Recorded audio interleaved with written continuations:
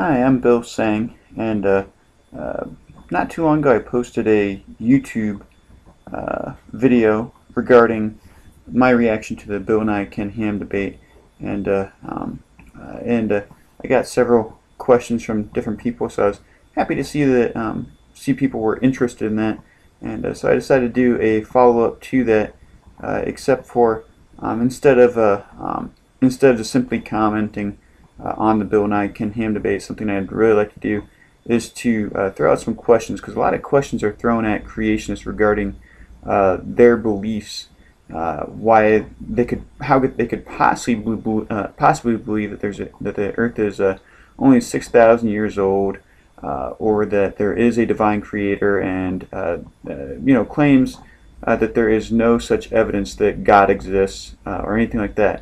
Well, I want to kind of turn the tables this time around, so that we kind of look at it from the creationist perspective, in the other direction of how could you possibly believe that there is not a God, and that the universe is not designed for mankind and for the glory of God ultimately. So I got a few questions that I was thinking about as I read over some of these posts under my last YouTube video, to kind of give you to ponder about, and maybe for you creationists out there is some ammunition to help you in fighting the good fight against the people that would oppose the idea of an all-knowing, all-powerful, good creator God, and ultimately the testimony of the Bible as well. So let's first of all, I'd like to start off by challenging our atheist friends with the question of what is it that you believe.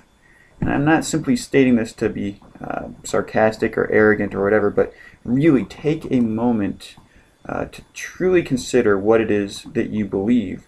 Do you really know what you believe? Do you believe what you believe only because somebody else told you that you thought was smart? Because in reality, this is how history's always been. The popular theories, the popular ideologies are not because people have thought them through thoroughly. We've seen this in the church even. Unfortunately, as the church, we've had the experience of going through the troubles of just blindly accepting what smarter people have told us and going along with the crowd. So try not to make that mistake. I'm going to tell you that right now, because that is a warning that I think that we all need to heed. Don't just take everybody at their word, but seek things out for yourself and consider the things that you believe. Okay, first and foremost, I'd like to start off with the first problem I find with the theory of evolution in a grand sense, not just molecules to man evolution as creationists like to call it, but the first problem I have is the notion that everything came from nothing. Think about that for a minute. Everything came from nothing. Essentially, all that is saying is that what I'm saying with that is that, yeah, we could, if you want to go into a scientific sense, you can claim that you can find the origins of the Big Bang mathematically and find evidence for it and all this, but you're always going to find one more thing that complicates it and makes you seek for the next thing and the next thing and the next thing and the next thing. Where'd that come from? Where'd that come from? Where'd that come from? And you're never going to find an end to it, really. I mean, you're just never going to find an end to it. So essentially, you have to come down to the point that either everything came from absolutely nothing and just appeared for no reason at all, or that something is eternal, whether that be the universe in some sense, and I don't know how that could possibly be because the universe is inanimate, or it is a divine creator. I would err on the side of the divine creator because, well, I'll get into that later. Number two, macroevolution has never been observed. Okay, this is a big problem. I mentioned it briefly in my last address in regards to this debate, that ultimately nobody has ever observed one kind of animal turning into another kind of animal. We have not seen the transition from a reptile to a bird, ever. Ever. You can make speculations from the geologic column, but really, so far they have not found anything that could possibly link the transition from reptiles to birds, but that's because it just didn't happen. Moving along. Number three, everything happens for a reason. Nothing is truly random. if you really think about it, everything really can be broken down mathematically. Even rolling the dice. Yes, we don't know when we roll dice what they're going to land on, but that's because we don't know all the factors. It happens all so fast.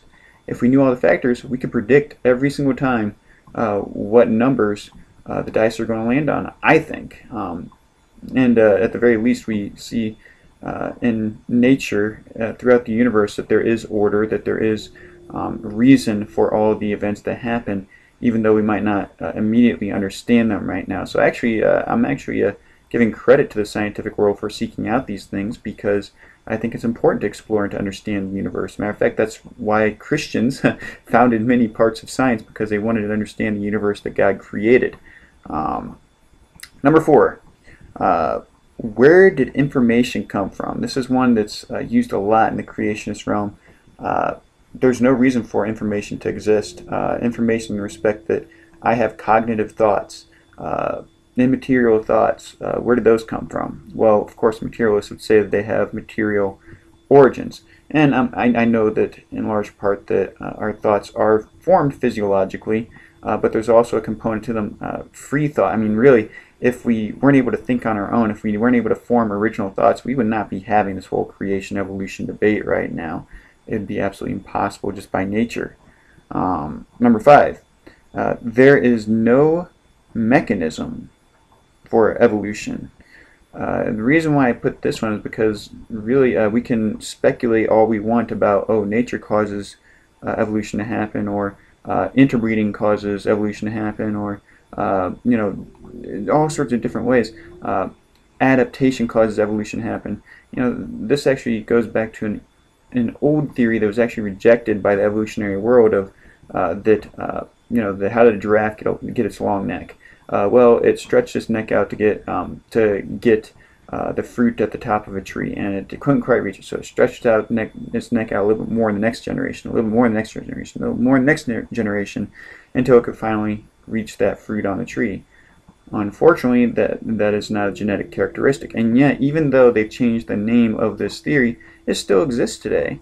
That's the basis for much of the evolutionary theory, is that these changes happen gradually over a long period of time, and that adaptation drives evolution. This is actually not true, because much of adaptation, if not all of it, is not genetically based, unless you want to base it on a natural selection perspective. But even then, natural selection does not create anything. It just simply selects the phenotypic traits that are most beneficial. Well, I don't want to go on forever, so those are 5 points I just want to introduce real quick. I want you to think about them. Please feel free to comment on this video. I look forward to hearing what you have to say. Thank you.